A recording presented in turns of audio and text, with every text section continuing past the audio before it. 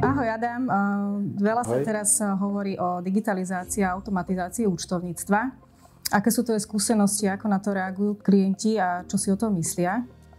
No tak u nás je digitalizácia účtovníctva už v plnom prúde a myslím si, že nám ako účtovníkom to veľmi uľahčuje život a rovnako aj klienti si to pochvaľujú.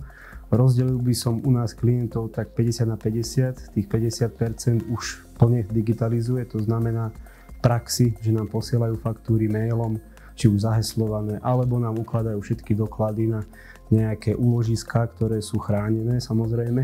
A my už si následne tie údaje vyťažíme a prekontrolujeme a zaúčtujeme samozrejme. Tých zvyšných 50% je taký, by som povedal, pol na pol, že tie faktúry, ktoré už oni dostávajú mailom, tak nám len prepošľú, čo je úplne fajn, čo je super, ale ešte tie doklady, ktoré sú v papierovej forme, tak či už nám ich osobne prinesú, ak sú z nášho mesta, alebo nám ich pošlú poštou alebo kuriérom. Samozrejme nezatracujeme takýchto klientov, ale už aj tých edukujeme a učíme pomaly na tú digitalizáciu toho účtovníctva.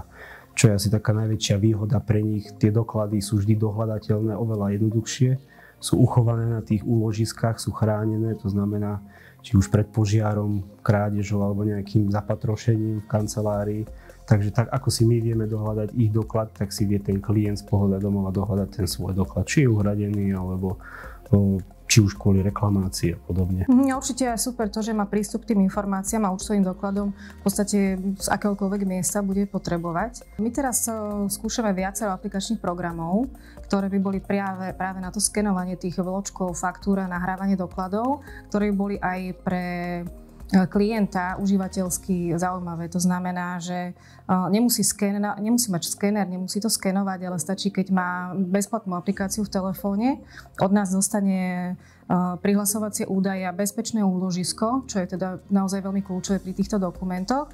A následne len jednoduchým klikom cez telefón to vie všetko naskenovať a my to vidíme v reálnom čase. Máš nejaký feedback od klientov, že čo si myslia o takejto aplikácii, alebo o tom, že by oni nám priamo takto skenovali cez telefón rôzne bloky alebo faktúry? Áno, postrehol som to hlavne pri tých našich nových začínajúcich podnikateľoch, ktorí sú predsa len trošku mladšie ročníky, technicky zdatnejší. A tí si to pochvaľujú veľmi len z dôvodu už odbremenenia toho preposielania mailami rôznych dokladov po jednom, po dvoch, po troch, ale automaticky nahrajú, naskenujú, ale respektíve, ako si povedala, odfotia cez aplikáciu, ktorú už máme my zakúpenú. Klient si nemusí nič kupovať, samozrejme ten prístup má zadarmo od nás, je zaheslovaná, je chránená a odfotením účtovného dokladu je automaticky ten doklad nahraný na našom serveri a my si vieme tento doklad jednak vyťažiť, skontrolovať a zaúčtovať. To znamená, nám to ušetrí veľa času a klient nemusí ani len posielať mail, ani len volať ohľadom toho dokladu, že je niečo nové, my to tam uvidíme, nám príde jednak aj notifikácia, že sa niečo nové nahralo, že tam niečo nové pribudlo a nemusí to robiť vždy len sumárne za celý mesiac, stačí ako náhle mu príde ten blok, ako náhle vychádza z benzínovej pumpy po natankovaní, odfotí to, je to nahrané a má vystarané, čo sa týka toho dokladu. Takže určite áno, tá odozva je viac než pozitívna. Ja som si aj všimla, že veľmi dobre klienti reagujú na to, keď tie faktúry po prípade bloky majú naskenované v prípade reklamácie. Že nemusia bežať za účtovníkom, nemusia si pýtať ten blok, šetria tým svoj čas, šetria tým čas účtovníka a vedia si to v podstate kdekoľvek vytiahnuť a priamo s tým blokom ísť reklamovať ten tovar, ktorý reklamovať potrebujú.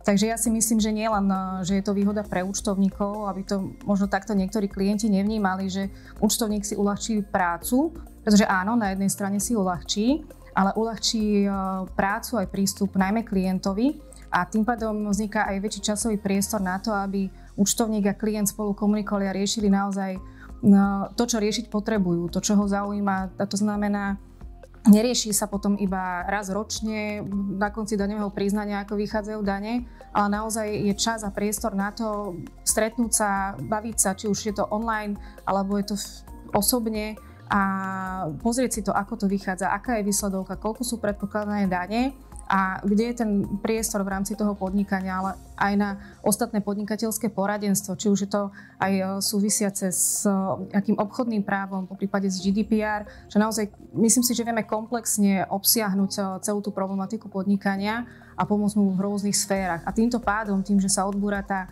manuálna rutina práca účtovníka, tak je na to oveľa viacej času. To si myslím, že je tá najväčšia pridaná hodnota. Takže keby sme to tak zhrnuli, tak digitalizácia je určite cesta.